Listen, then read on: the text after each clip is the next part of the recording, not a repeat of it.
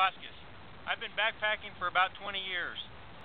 In that time, everything I've learned about gear, I've learned either through trial and error or from word of mouth from friends. Now, thanks to Backpacker Magazine's video gear updates, you'll be able to see the newest, greatest gear online at the comfort of your own home before you ever hit the trail.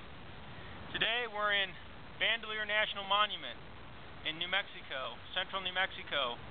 It's a temperate climate, desert terrain, about 7,000 foot elevation. A beautiful spring day, great day to be out here. I wanted to talk about something that's an essential part of every backpacking trip, but yet is often ignored in gear reviews, and that's nature breaks. Anytime you take a nature break, you want to make sure that you're a couple hundred feet away from water, away from your camp, and away from the trail. Here, the water is about a quarter mile that way and 600 feet down, so we got that covered. We're at least a quarter mile from camp and further than that from the trail. So this is a good spot. Nice scenic overlook, great place to take a nature break. Everybody that's ever backpacked probably has seen this. This is the old standby trowel, and about the only positive thing I can say about this is that it's orange, so when you drop it on the ground, it's easy to find. Now, thanks to MontBell, we have the Handy Scoop.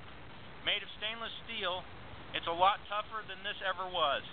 You know that these things break pretty easily, and you go through them pretty fast. For $8, you get something that's going to last you probably a lifetime. So, it's also, as you can see, much smaller, half the size, and it's actually 3/4 the weight. So, throw this in your garden.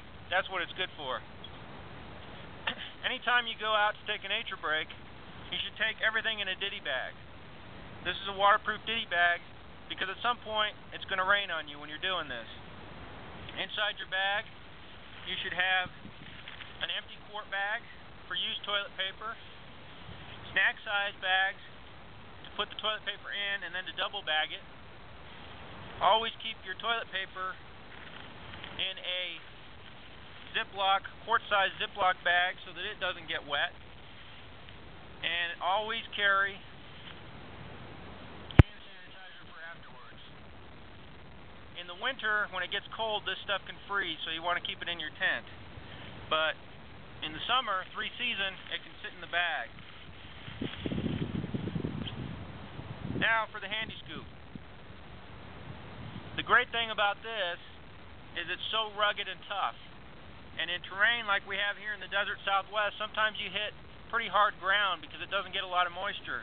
I happen to pick a spot here where actually we have some pretty good moisture.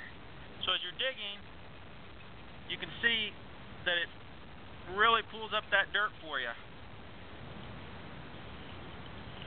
And you can dig a nice deep cat hole. Now, you might ask, how do you know how deep to go? The recommendation is 6 inches. You remember your old orange trowel used to have, still does have, a measurer on here to show you what 6 inches deep is. Well, once you realize that the Handy Scoop is about 6 inches long, you can use it the same way without having to worry about having those markings on it. So in no time at all, we've dug a perfectly good cat hole right here. Now the rest is left up to you. I hope you enjoyed this segment of Backpacker Gear Review online.